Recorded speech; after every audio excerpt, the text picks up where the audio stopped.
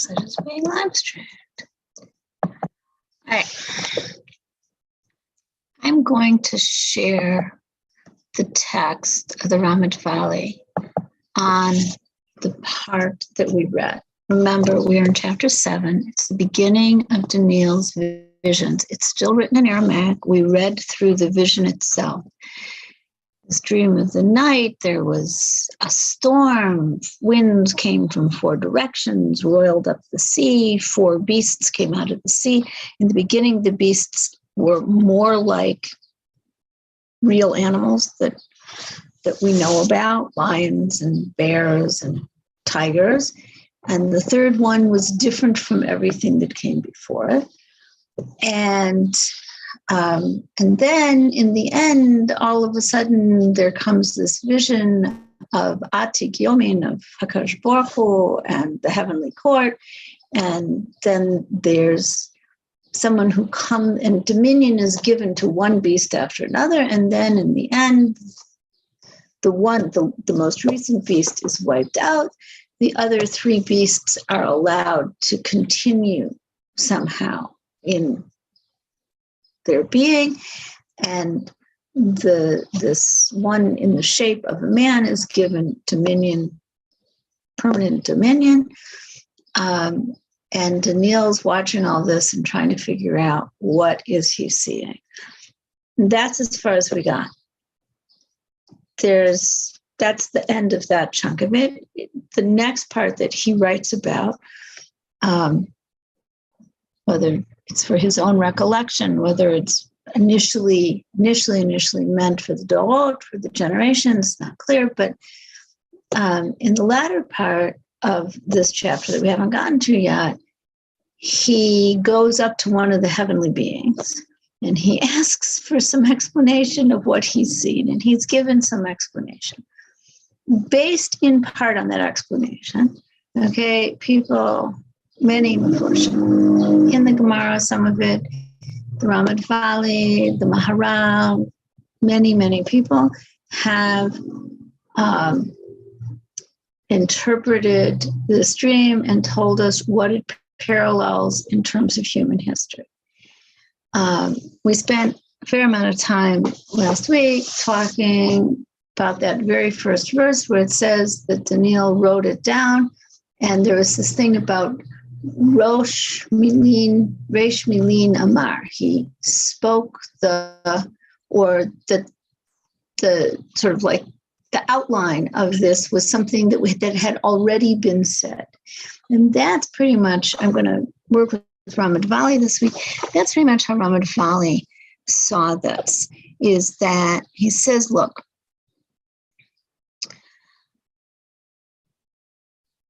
Hashem had given Daniel the knowledge of Nebuchadnezzar's first dream and how to interpret it. So, like, that's the Reish Milin, okay? That's the outline. But Daniel, who is known elsewhere in the Sefer as Ish Hamudot, this man of desirable qualities.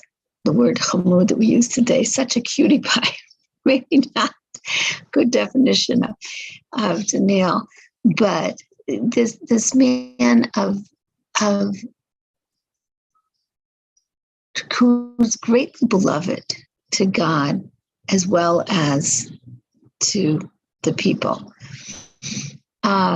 He himself, and here we see this word chamud, in RaMaD Valley, he takes it a different way. What does it mean, lachmod? Right? It's in the Seret Dibra, it's in the 10 Commandments. Lo tachmod, don't covet. Don't desire something so strongly that it causes you to overstep the bounds of what's appropriate. But Daniel, trying to stay within the bounds of what was appropriate to him, but he had such a desire. Okay, such desire to understand the details, what was going to come from his time. Remember, he's living post-Horban. He probably had been taken away to Bavel when the temple was still standing. So he has this image in his head from when he was a little kid. Sort of you think about the Ethiopians who didn't know about the Churban. And when they got to Yerushalayim, they were expecting to see the bite on Har Bait, and were they in for a surprise? So similarly, Daniel, although he knew about the Churban, he knows about it, but he never goes back to Eretz Yisrael to see it. Or at least we don't hear anything about that. He is living still, on the one hand, with the image of Am Yisrael with some degree of sovereignty over its own land and its temple, etc. He's living in the reality of exile, of being totally at the mercy of the kings and the rule and etc. that's in place. Not only him, but all the other Jews and all the other people. And he wants to know how this is going to play out, because he understands that Nebuchadnezzar's dream, right, showed this progression of 4 kingdoms, the first of which, right, there was the head of gold and the arms body, upper body of silver, the abdomen and upper thighs of bronze or of copper, and the legs of iron, and the toes of iron and earthenware sort of mixed, right? That was supposedly indicating a set of 4 nations that were going to come for rule, ways in which the world was going to be ruled. And then if you remember in that dream, at the end of it, the statue gets smashed into smithereens and it all turns into dust. And the stone that struck it down then grows into something like the size of a mountain. And that evidently was supposed to represent, which mountains seem like they are things that don't wear out. And so that was supposed to represent Mashiach. So what we're being told now is that, yes, Daniel knew that, okay? And he knew it probably better than I was able to just explain it now. And he explained it in words that Nebuchadnezzar could hear to Nebuchadnezzar. But he had a great desire to know more about what the details were going to be. Not just the broad stroke outline. And he wanted, was there a place, was there somehow some place in the process where it could be speeded up, where it could be ameliorated, where it could be, he wanted to know enough more about it. Is there anywhere there for people to manipulate it, or are we just, in a treadmill machine where we have to just keep going till it's done? And so he wants to know. And because he is both beloved and has such a great desire, okay, because of this itaruta dilatata, because of the arousal from below, his great desire, it aroused above a response. Okay. And he's called Ish Chamudot, and he had such a strong desire.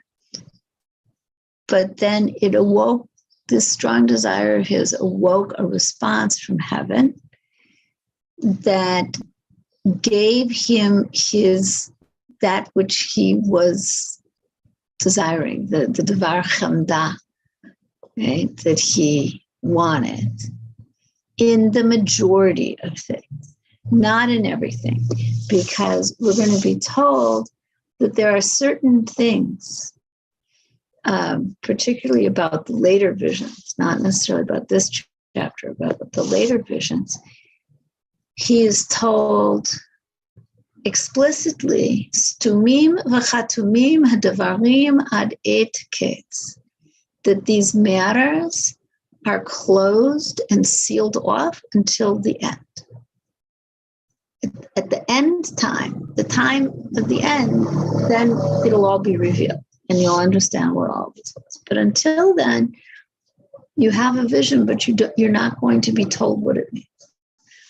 Okay? Not true about this first vision, but will be true about later visions. But this first dream that Daniel had that came to him by himself is also about, now, the dreams dealt with different things. They didn't necessarily all deal specifically and explicitly with human history from his day until the coming of Mashiach or beyond. They deal with different things. But this first dream does specifically deal with this matter of the Malchiot, of the kingdoms that succeed one another. And why was it appropriate that he should, like we're told again, is it like a diary? He writes down the time, the year, major things that are happening in order to pin this vision, this dream to one thing? Or is it the fact that that's what was going on in the world that caused him to have this vision? We're told it's the first year of Belshazzar. We know that Belshazzar only rules for 2 years, because we just heard about the handwriting on the wall. That was 2 chapters ago. We heard about the handwriting on the wall, which is the second year of Belshazzar, and he died that night. So he doesn't have a lot to go. So it's getting close to the end of 70 years of Bavel. Right? Not 70 years since the Beit HaMikdash was destroyed, but 70 years from when Nebuchadnezzar became, propelled Bavel into being a world power. It's getting close to the end of that time. And so now Daniel, so is it possible that because it was that time, that's what caused Daniel to be thinking again about what is going to be? And so because that was what was bothering him, so Kadosh Baruch Hu vouchsafed him with a vision of what was to be. Okay, and that's the way that the RaMaD Valley wants us to understand it, that because this is what was bothering him, so that's what aroused this vision to come to him. And so it's specifically in response to, what's going to be. Like this should be, according to what I know, this should be a pivotal time in human history, but what's going to happen? And I know anyway from Nebuchadnezzar's dream that there's going to be this shift, and I want to know more about what's going to be and how it's going to happen, etc. So he was given what he wanted. And then RaMaD Valley goes on and he says, look, it's already known that each one of these kingdoms, now when he says Kfar Yedua, he's talking often about Yedua in a level of Sod, of Kabbalah, right? And I don't have necessarily great Marei Mekorot that I can go trace down the RaMaD Valley's sources for everything that he says. But what he's telling us here is a way of understanding the world, that there's the Malach that's in charge of each nation, as it were. There are heavenly spiritual forces that correspond to things that happen in this physical world. And the whole notion, he tells us, of Malchut and of plural Malchut comes forth from Bina. So if you know your Sfirot, you know that Bina is considered Ima Ilah, it's the upper mother, and Malchut is the lower mother. Okay, but they're both, those are the two feminine Sfirot.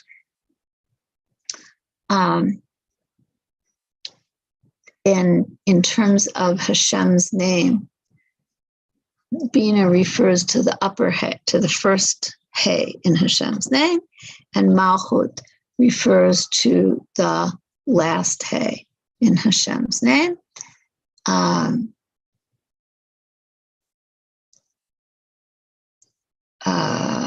trying to remember which order it goes in. There's Atzilut, Bria, Yetzira, right? Atzilut, Bria, Yetzira, and Asiya. So in some sense, Bina corresponds to Bria, and Malchut corresponds to this world of Asiya, to Olam Hazeh. So all of that is implied in this. It's already known. Okay, so I'm telling you what extra I know, but there's a whole, I will say, there is a whole sea of stuff that I don't know. But I'm telling you what I know, which is that he's talking about these kingdoms. Malchut comes forth from Bina, from that aspect of, right? What is Bina? When you build on knowledge that you already have to make new knowledge. Okay? And that's the secret of the great sea, that all authority is divided up from it to all of the supernal angels, off ministering angels, whatever, Sarim, Elyonim. Okay, so the Sar Shel Esav and the Sar Shel of this, that, and the other, right? And they get their authority. It's coming actually out of Bina, and it's coming this aspect of authority. And so Malchut is the aspect of receiving, but at the same time, what it's receiving is Srara. It's receiving this authority. Okay? And so he says, so that's the imagery that we have. That's the language and the imagery that we use. And RaMaD Valley is assuming that Daniel was also familiar with these kinds of imagery.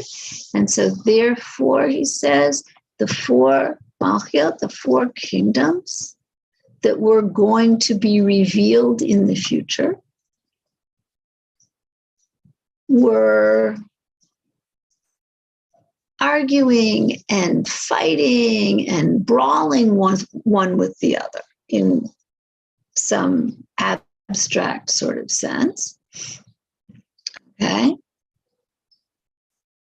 As to which one was going to come first. They all wanted to be first. Who's going to get to be first?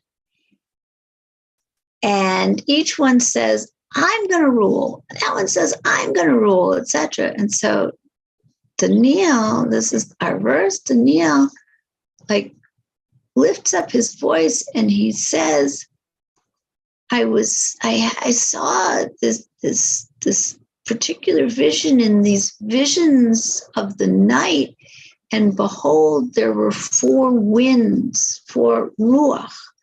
Okay, these sarim elyonim for these four nations were of the heavens, and they were roiling up the great sea. Okay, they were coming from Bina. They were causing this to be all roiled up. And the Yoshev B'Shamayim, who's the Yoshev B'Shamayim, right? Kadosh Baruch Hu Yisachek was playing or was smiling, right? And he I can't tell, I'm assuming that's a nun actually. Yeah, he rested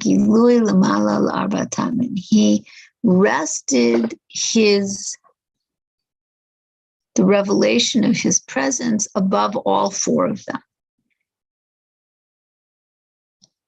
Okay, which just added heat to the mixture equally.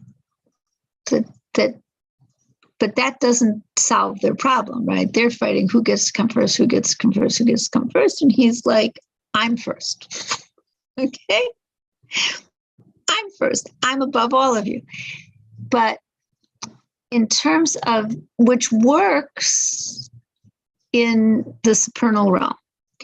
But down here, in other words, the authority down here, down below, can't be on all of them equally at the same time. Rather, each one gets its own time according to God's will and according to the correct comportment that and direction that HaKadosh Baruch Hu provides, that the creator of the world provides.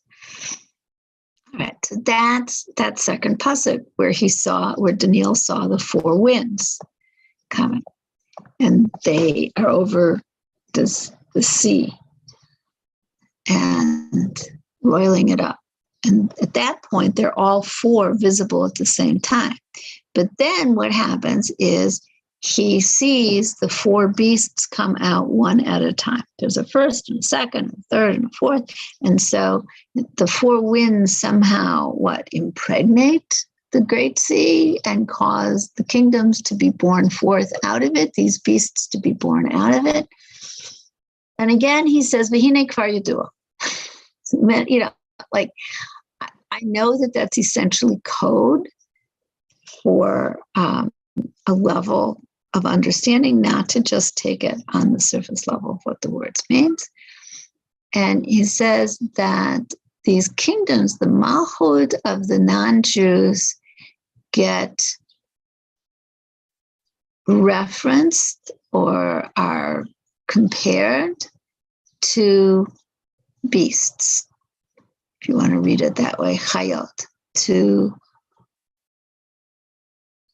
things that have life but don't necessarily, they're not, right? What is man? Man has this ruach mamalalai. He's a medaber, he's a mahalech. And animals are not necessarily either one of those. And so there's something about the Jewish nation that is often referenced as man, as Adam, and the non-Jewish nations, the non-Jewish kingdoms will be as a mashab. I mean, they're human beings. Nobody's arguing that, okay? But there's something about the nature of the type of kingship, of dominion that Am Yisrael is looking forward to, and particularly in terms of the days of Mashiach, versus the kind of dominion and nationhood, etc., that other nations have. And he's bringing some words here which are fairly well known. The question is, what does it really mean? Okay, they're brought in Baba Kama and in a couple of other places in Chazal. Okay, now somewhere else also. And by the way, it's Rabbi Shimon Bar Yochai that says it, so we're getting close to Lag BaOmer. Just should you know that this is a quote actually from Rashbi. So there's a klal that they somehow don't come into this category of Adam. Now, I heard this explained at one point recently, which is what's bothering me, okay?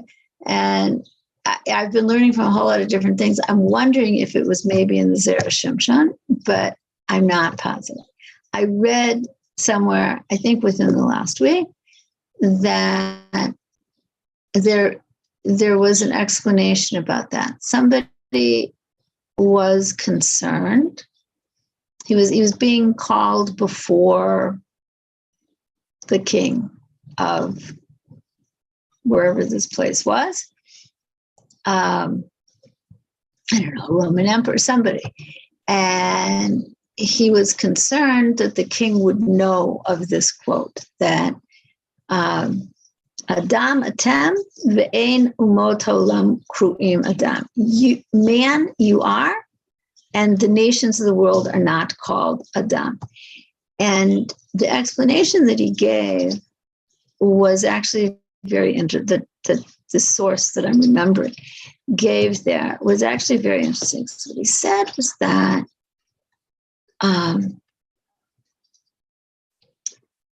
the difference is that essentially when push comes to shove among the nations of the world, they don't all hold together as one person.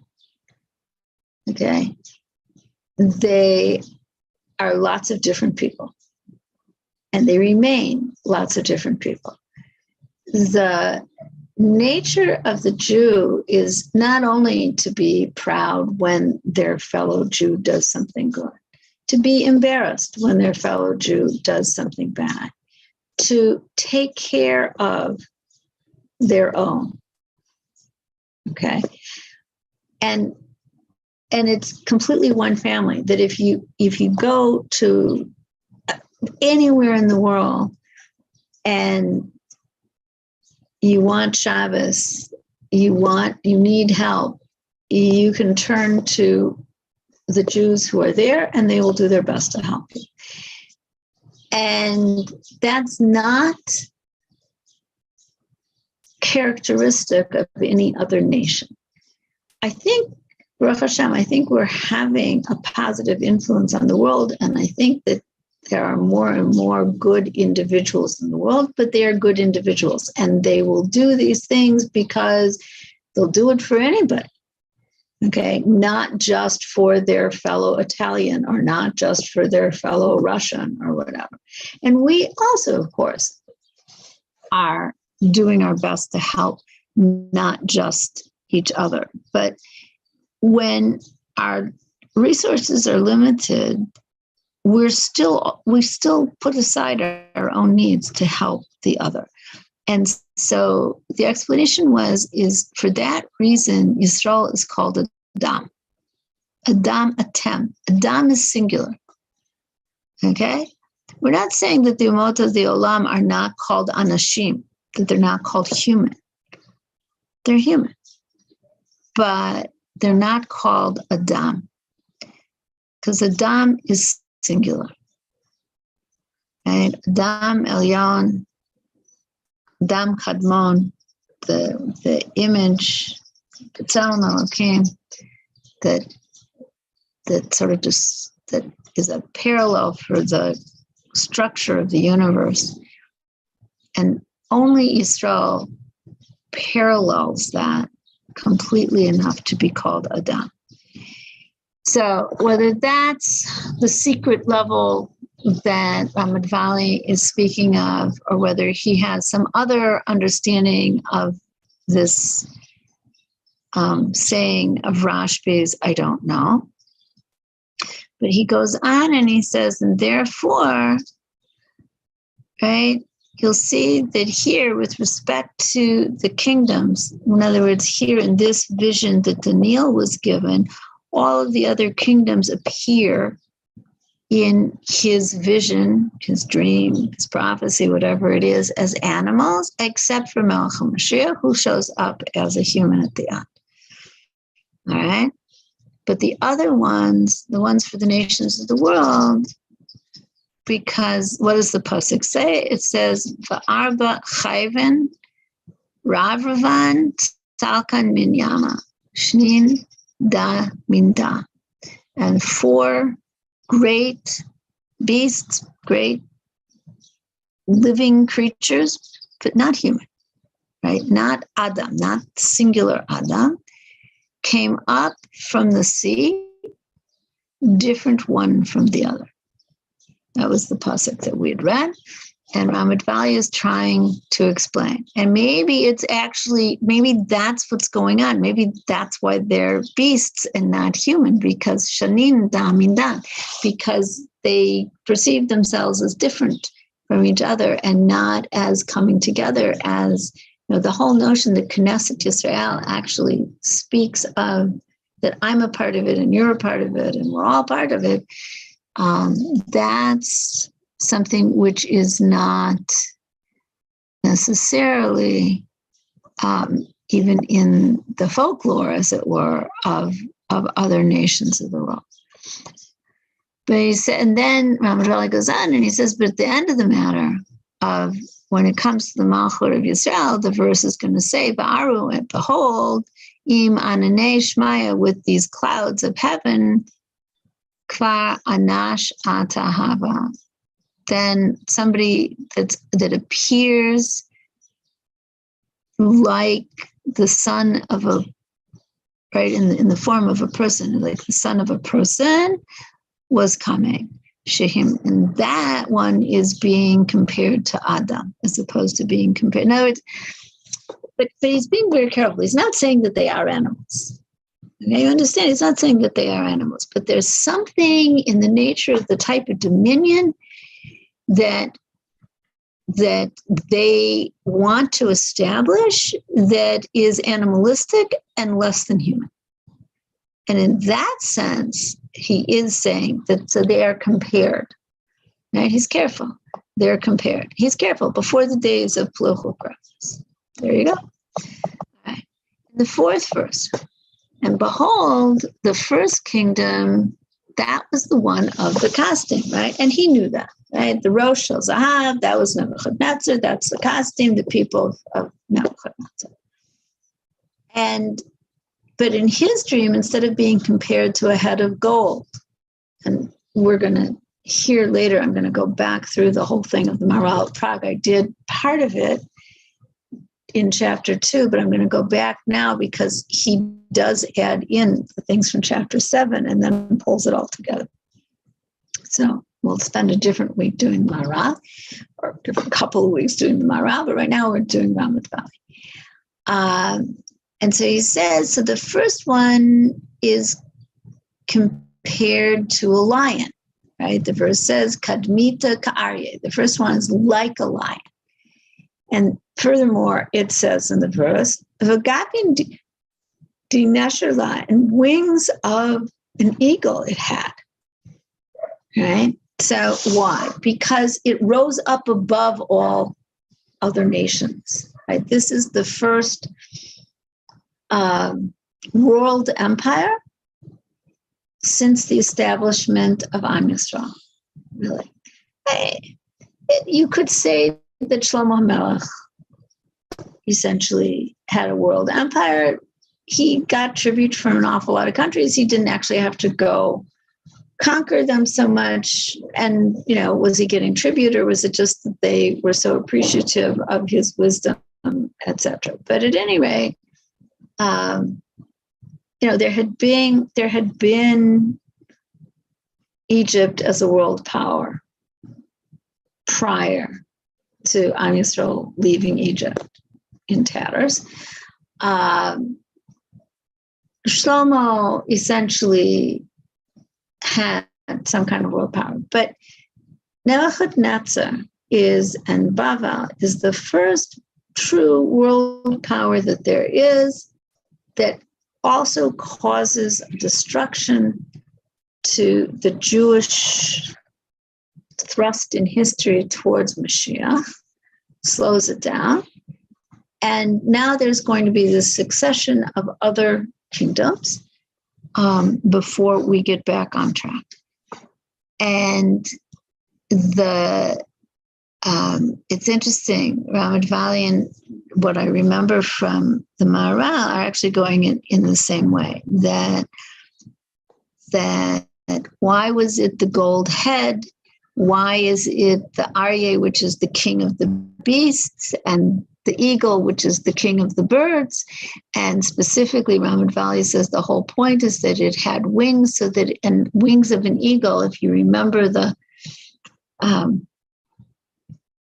it was actually just recently the anniversary is it the anniversary, or did I take it back? I'm not sure it was the anniversary. I just read an interesting article, that's what it was, about Alaska Airlines, of all places. So Alaska Airlines, the man who ran it had bought a whole bunch of decommissioned planes from the United States post-World War II, and then he's trying to figure out what to do with it. So One of the things that he did with it was he helped to evacuate the people of the Mir Yeshiva, etc., and bring them to Israel. And shortly after that came the time when they needed to evacuate the Taimani Jews. And he, I don't think he was Jewish, but he and his crews worked 7 days a week. And they had to be so careful because they had to fly, as it were, under the radar, and they had to avoid overflying other Arab lands as much as possible so that they shouldn't get shot at, etc. And then to come in and to land in Eretz Yisrael and drop people off. And anyway, the article was most amazing. The point of this being because, right, the Mivtza, the operation, was called On Eagle's Wings, because that's actually in the Navi, is that the Kibbutz Galiot, God is going to bring us back on eagle's wings. And what does that mean? Because the eagle flies the highest. And that's where RaMaD Valley is going. The eagle flies the highest in the world. And so instead of carrying its young in, with its claws and tucked into the body, so that the body of the parent will take the brunt of the attack from above, the eagle knows that it's not going to be attacked from above. And so the eagle carries its young on its wings, on its back, not in its claws or in its talons. And so that's the image that we have, that Kadosh Baruch Hu is going to bring us on eagle's wings. And because that way the eagle places its body between its only enemies are from below. All right. That's the on eagle's wings. It's the eagle is the thing that flies the highest. And the whole notion of what was important to Bavel was to be the highest. I didn't see this here in RaMaD Valley nor in Maharad, but it seems to me that it's not so coincidental that Bavel is the place of Migdal Bavel. Bavel comes from Emek Dura, from Eretz Shinar, the same place that Nimrod was, the same place that Migdal Bavel was in Sefer Bereshit. And so, I mean, this is mine at the moment because I haven't found anybody else who says it. But first of all, there's the parallel of Bavel and Bavel, right? Secondly, there's this parallel between what the Maharal and what RaMaD Valley are telling us about the nature that they want to be oh so high, above everybody and everything else, right? And RaMaD Valley says that's why it says to us that it had the wings of an eagle, in order that it could go as high as possible. Nonetheless, there are limits to how high it's going to be allowed to go, just as with Nimrod and the people in Shinar. There was a limit to how high they were allowed to go. And at some point in the building of Migdal Bavel, they were stopped. The language was mixed up. People couldn't communicate anymore, and they dispersed. Here, the way in which the eagle's wings cannot carry this beast any further is what we heard, Adi Maritu Gapa, until, as Daniel was watching, he saw that its feathers were being plucked from the wing. And so then it could no longer continue to rise and to lord it over everybody else. Okay, desire for kavod, a desire for, an arrogance of I'm better than everybody else. Okay. when the Ramban Valley goes on and he says, when this beast, right, like an Arya, that's like a lion, but with the wings of the eagle, and it tries to rise above that which is appropriate for it, set aside for it, etc. So it was limited. It was held back so that it couldn't go beyond.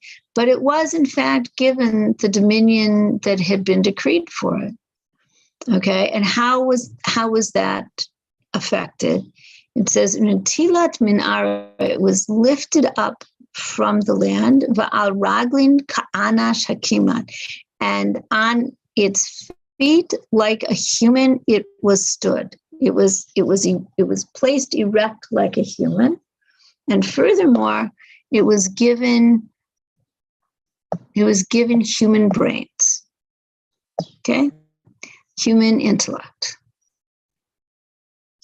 So that RaMaD Valley says, it's so interesting to me, like reading this today is, and what we see of the world, and people talk about, the doomsday clock and how close to midnight are we on this clock, this ticking bomb that we've created for ourselves, because people can do some pretty weird things, both politically and individually. But at any rate,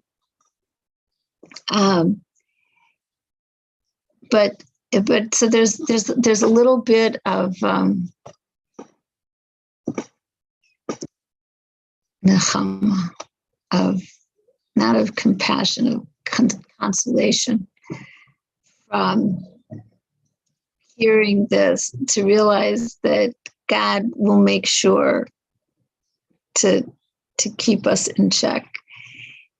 But it's so interesting to me that this notion of ulevav anash yehivla, that a heart of a human was given to this first beast, meaning that in order that it should behave appropriately and not destroy the world by using the mochen of an animal.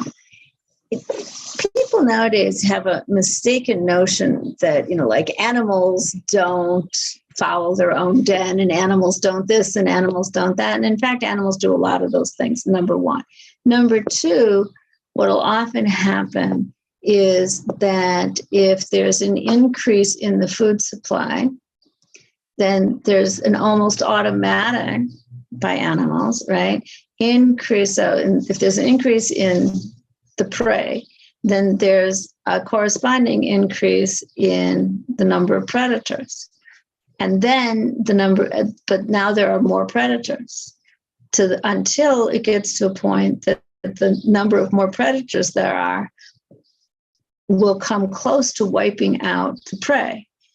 And then instead of the predators being healthy and well-fed and able to bring lots more children into the world and to feed them all and to help them all survive, what will end up happening is that predators will become weak because they've over hunted their area. And it cycles like that. If they're lucky, it cycles like that and causes, eventually it comes to kind of a balance.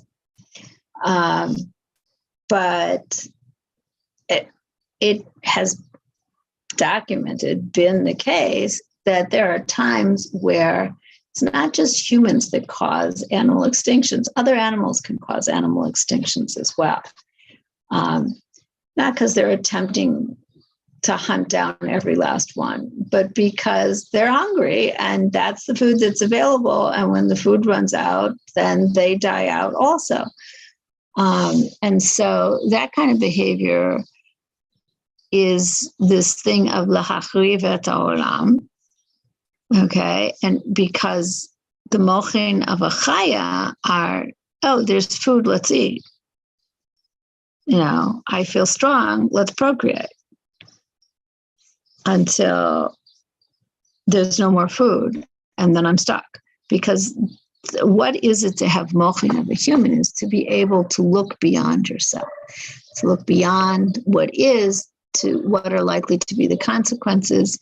In the Mishnah in Pirkei Avot, it says, right, Haroeh Tanolad, the one who can see that which is born out of my actions. I can see the consequences of my actions, and I can therefore make decisions as to what I should do now based on what's likely to be from, what I perceive to be the likely consequence. And that's the notion of Mochen of a person. And it talks about the heart of a person was given to him. And then from this, he says, you can also understand that when Nebuchadnezzar was turned mamish into like an animal, right? And he had feathers and he had talons and he lost, right? He lost his ability to really think and to speak for that 7 years. So it says, Haya davar ru'ui lo kafi shoshot. So RaMaD Valley says it was appropriate to him because that's at root, that's how he was behaving, was following the animal side of his being rather than the human side of his being. And so when they returned him his human intellect, when God returned his human intellect to him, then it was only because of God's chemla, God's mercy upon him, and also for the necessity of history playing out as it should. So that first, so verse Dalet dealt with the one that was like the Arya with the wings of the eagle, and RaMaD Valley gives us and that's probably the easiest one for Daniel and for us, etc., because Daniel's living in a time where it's almost the end of the Arya and the beginning of the next one.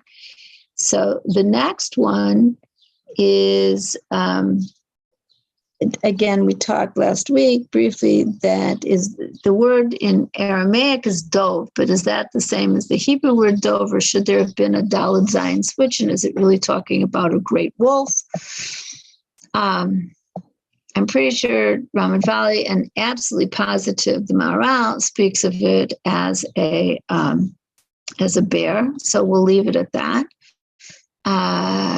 So he says, after the kingdom of the Kasdim came the kingdom of Madai and Paras. We know that there are 4 kingdoms. There were 4 beasts, there were 4 winds, there were 4 beasts, there were 4 parts, maybe a 5th part to the body. And so you have a choice of saying, well, and there's Bavel first. So then you either put Madai and Paras together, and then Greece, and then Rome. And if you're going to stick Yishmael in there, that goes later also. Or you can say that there was Bavel, and then there was Media, the Medes, and then there was Persia, and then Greece and Rome, which represent Western civilization, Greece and Rome come next. So because on the one hand, we have an obligation to hold ourselves to 4, because there are these 4 animals and 4 winds and etc. And on the other hand, we're dealing with the history as we know it.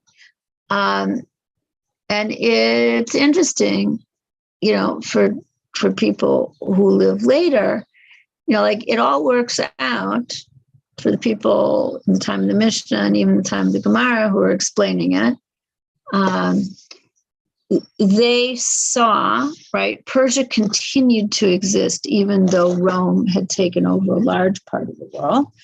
Persia does continue to exist. Iran and Iraq are the continuation of that power, particularly Iran. And so it continues to exist till this day.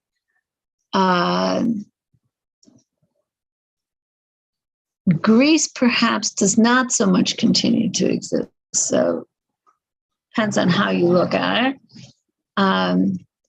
And Edom is seen as Western civilization. But if you look at, who's had rule over Eretz Yisrael,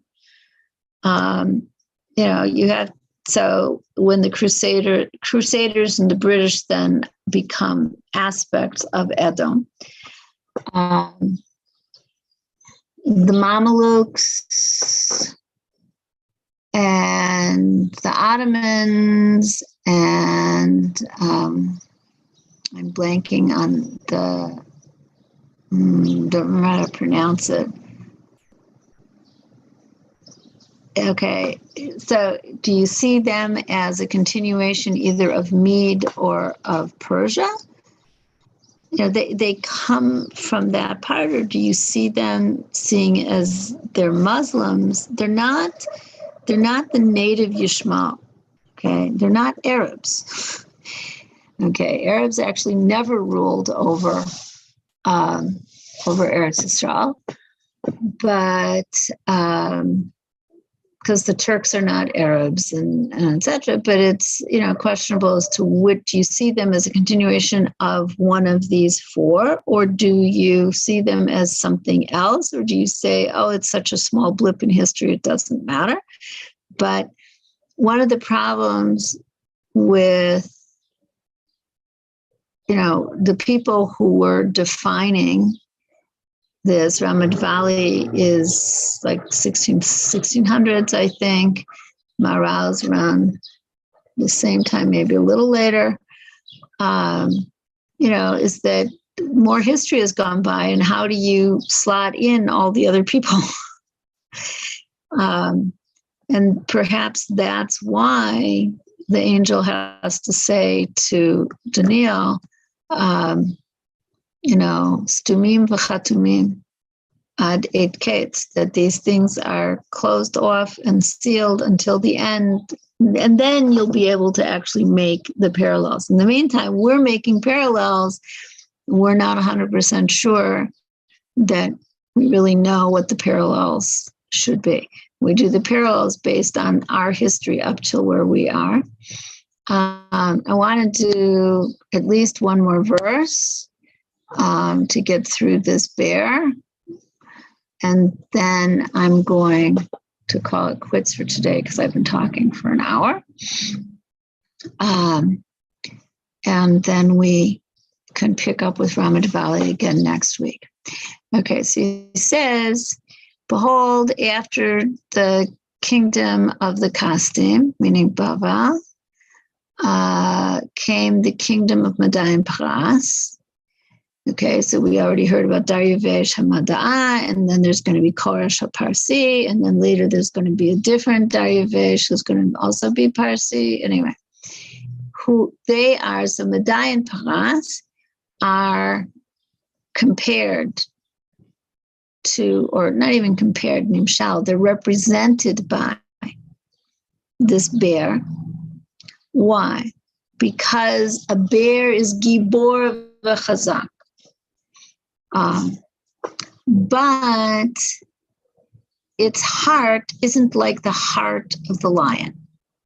Okay, remember Richard the Lion-Hearted?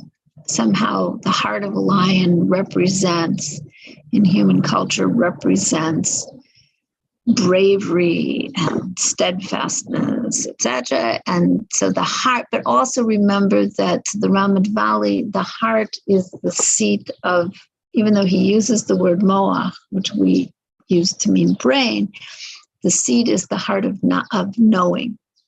I mean, the heart is the seat of knowing. Okay. So the way in which a dove knows and wants things about the world is not the same way that a lion does. Rather, it's somewhat less than the way a lion would. Okay, just like the Malchut of Madai and Paras was less than the dominion of the Babylonians. The Babylonians had this desire to be over everything. Madai and Paras, right, that's the silver. that had its hands into everything, right? The silver arms. But he says, right, because this is the descent from the head into the arms, right? We're making the parallel back to Nebuchadnezzar's dream. And it says here in Pasuk 5, Va'aru, behold, Chayva Achri Tinyana, another beast, a second one, which was Damya Ladov, similar to we're reading it not with Rashi, but with most everybody else, similar to a bear. And when it continues and it says, Ulistar Chad Hikiman, and it was like lifted up on one side, right? Lefi Shahita Omedet Min Hatzad Lahamti. Why? Because he says, because it had been standing off to the side, waiting its turn. When would come its turn to eat everything that, so interesting. He's explaining this very differently than Malbim or some of the other explanations I saw. For remember, there are the 3 bones stuck between its teeth. Okay, so RaMaD Valley says this business about that off to one side it was standing, right? Not that it was lifted up on one side, but it was standing off to one side. And he says, because it was waiting when would come the time that it would be able to eat everything which the 3 kings of the casting, Nebuchadnezzar, Ebed-Merodach, and Belshazzar.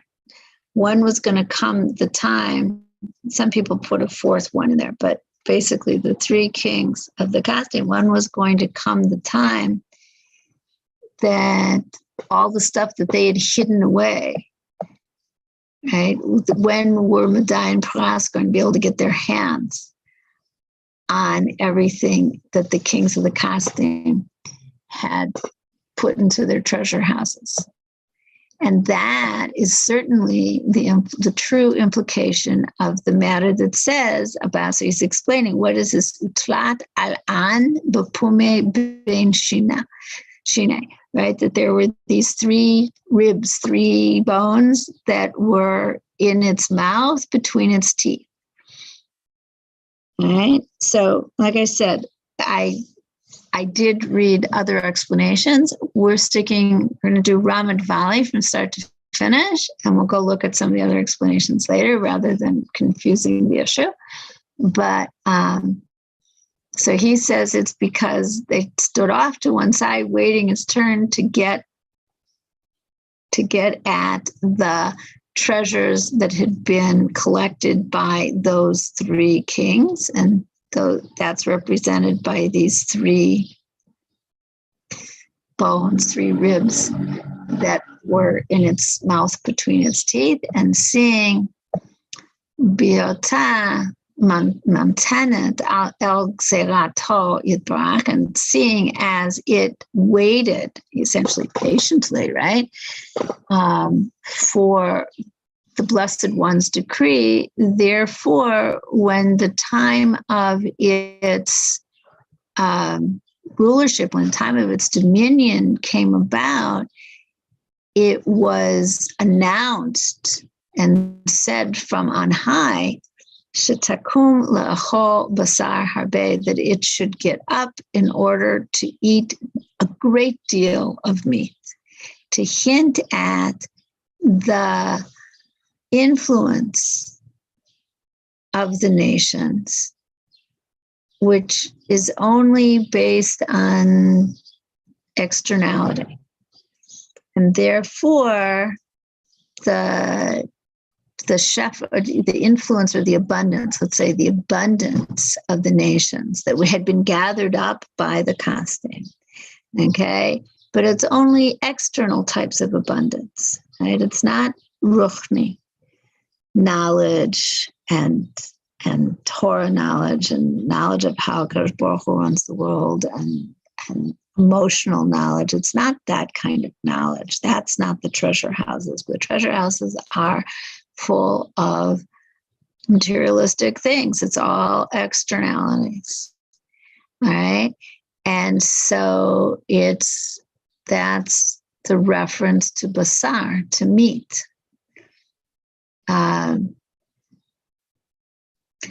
And he says, for instance, in the example, the flesh of a human is nothing other than it's the external clothing, as it were, of the human being and the physical aspect of the person. And so that's why the pasuk continues and says, "Kain amrin la," they say, right? "Hechrizu mi lamala, kumi achuli basar sagi," get up and eat a great deal of meat. Okay, now we have it in Aramaic. Earlier he had put it in the Hebrew, because the kings of the Kasdim had acquired such great wealth by means of all the countries that they had conquered. And now all of it is going to come to the hands of the kings of Madai and Paras. All right. So my hour is up. So I'm going to call it quits here. We will start in Yeshivat Simchat Shlomo with RaMaD Valli on verse 6. And see if I can go a little faster next week. Okay, I hope that somebody's listening and enjoying this. Please let me know. And I thank you very much. Stop the share. Stop the